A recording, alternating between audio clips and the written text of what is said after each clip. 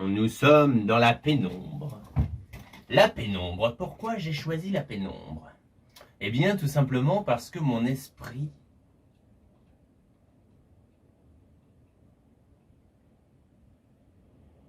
pas d'inspi, désolé. Mais on va en parler.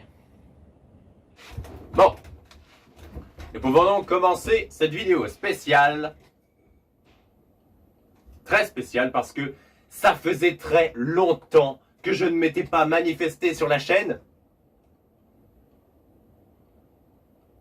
Autre que par des vidéos gaming où on me voit en tout petit dans le coin de l'écran. Voilà, je fais enfin mon grand retour. Il était temps, putain. 2021, j'ai foutu quoi? J'ai foutu que de la merde, des trucs sans importance. Même si j'ai fait accéder la chaîne à 4000 vues. 2020, j'étais complètement absent. 2019, j'ai fait quelques projets, mais voilà, ça a été des projets éphémères.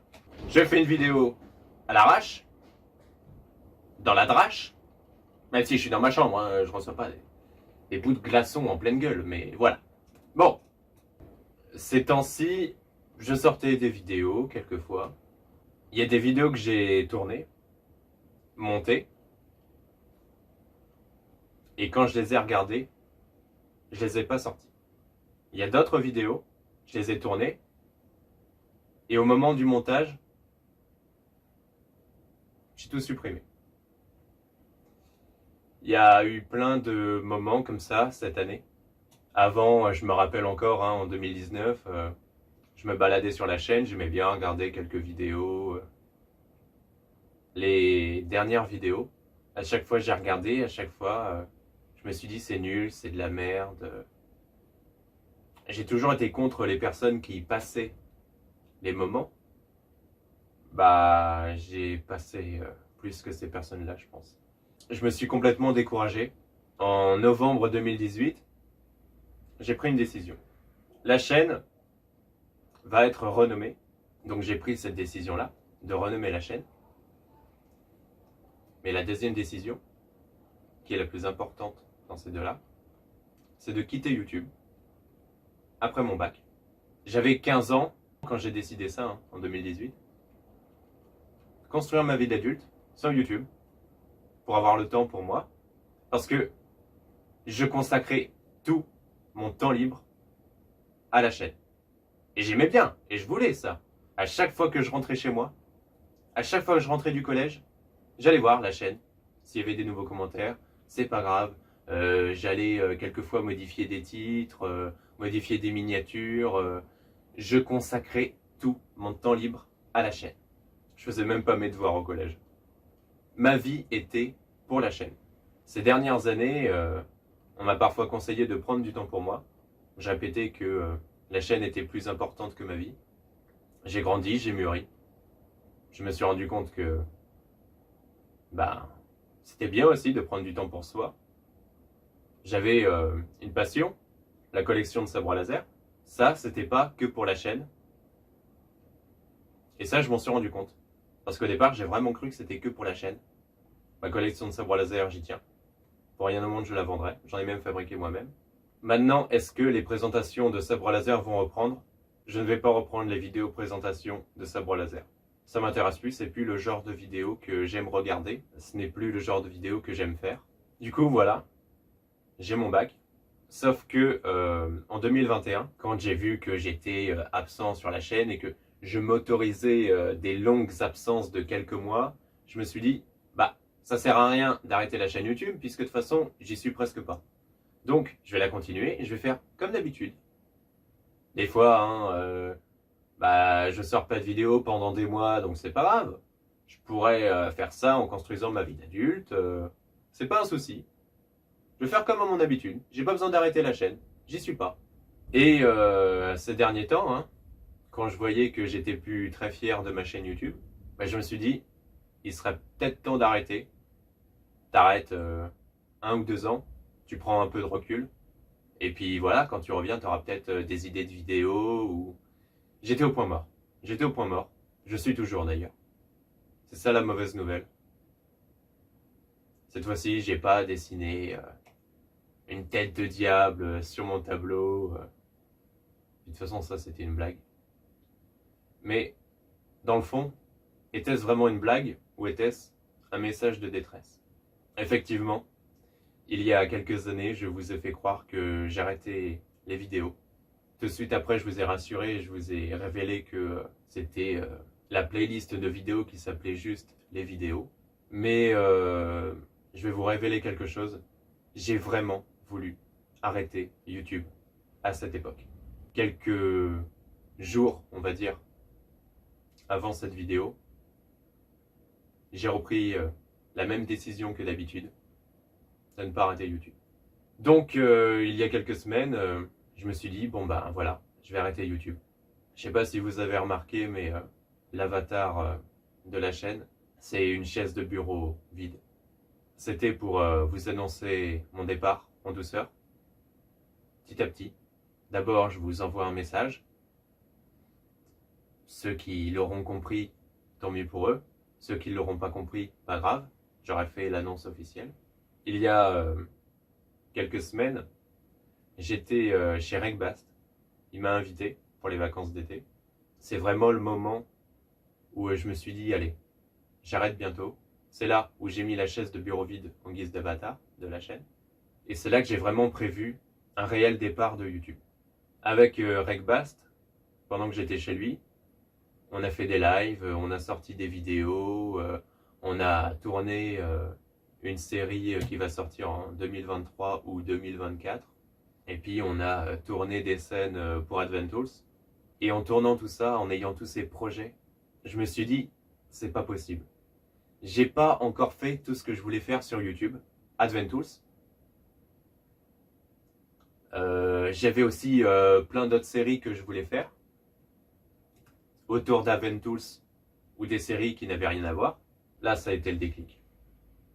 Là, je me suis dit, c'est pas grave si j'arrive plus à faire des vidéos gaming qui me plaisent. C'est pas grave si j'arrive plus à faire des vidéos vida. C'est pas grave si j'arrive plus à être fier de mon contenu. La première chose que je voulais faire sur YouTube, c'était des vidéos gaming. J'étais un gosse, je regardais plein de vidéos gaming. C'est ce qui me plaisait à l'époque. Aujourd'hui, je ne regarde plus de vidéos sur Minecraft. Je regarde presque plus de vidéos sur YouTube. Je voulais faire ce qui me plaisait et je voulais surtout faire ce que je regardais.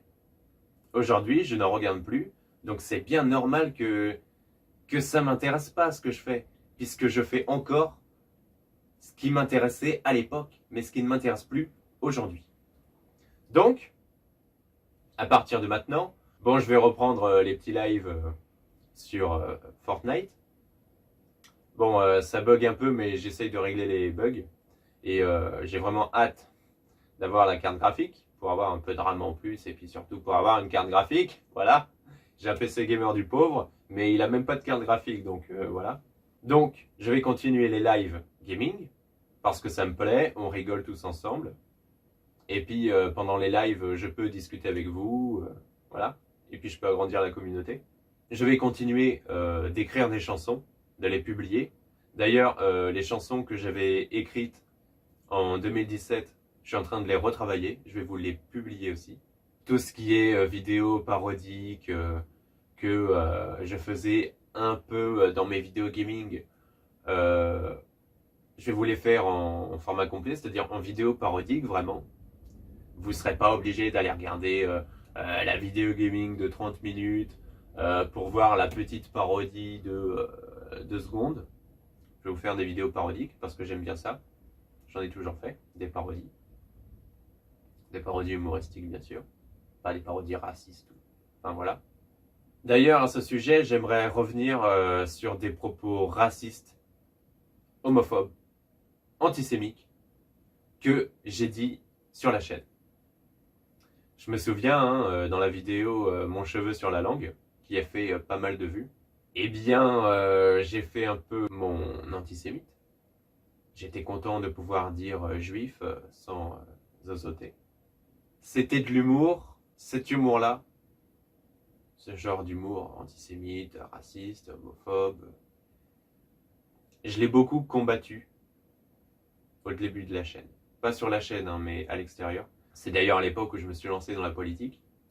Quand j'ai découvert des vidéos parodiques de Jean-Luc Mélenchon, de Marine Le Pen, tout ce monde-là.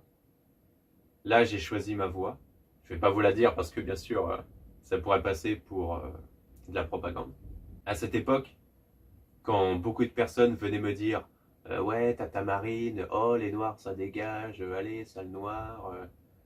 J'étais toujours à ouvrir ma gueule auprès de ces personnes et à dire ouais, même si c'est de l'humour, c'est pas drôle et tout. J'étais très correct à l'époque, j'étais encore très correct. Je les insultais même pas, mais voilà.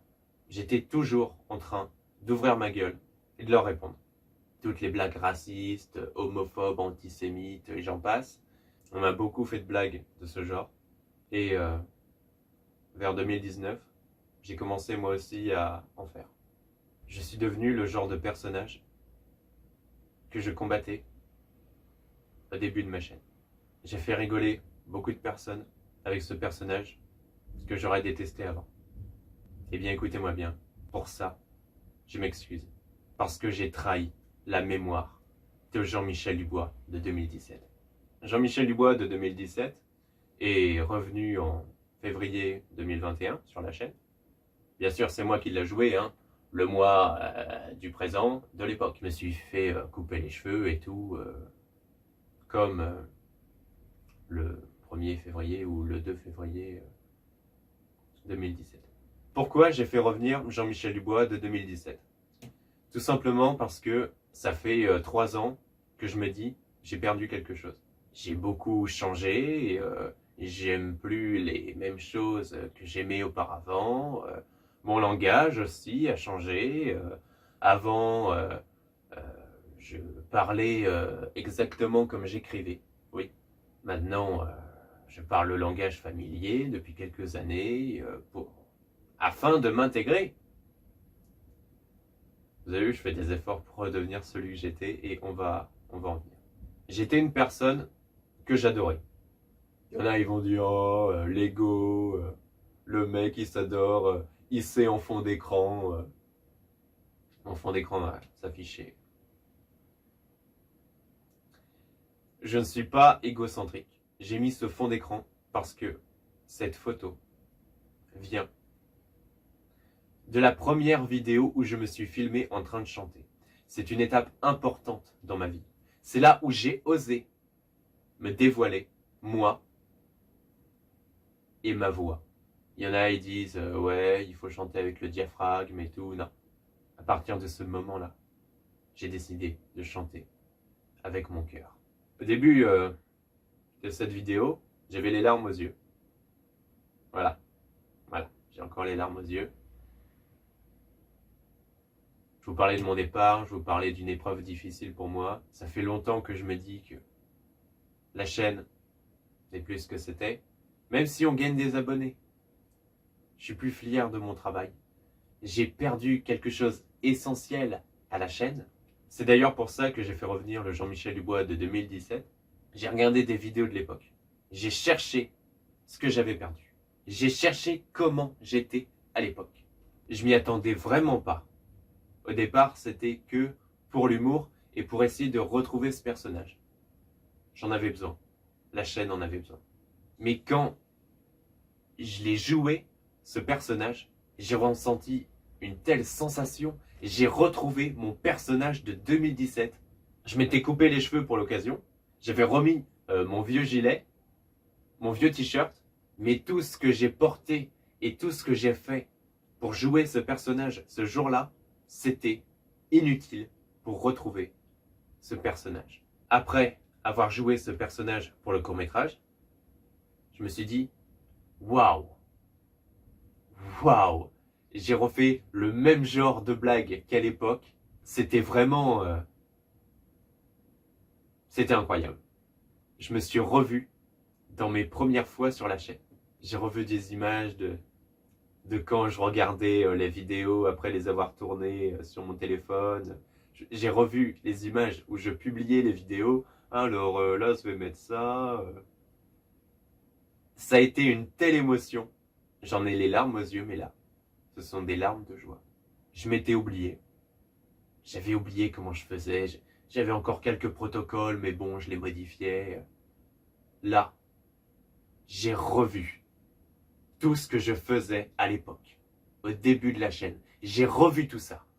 J'ai revu, ce jour-là, l'envers du décor. Est-ce que je redeviendrai le Jean-Michel Dubois que j'étais au début de la chaîne? Oui. Je vous en fais la promesse. Et pour ce qui est de mon départ de YouTube, ce temps est désormais révolu.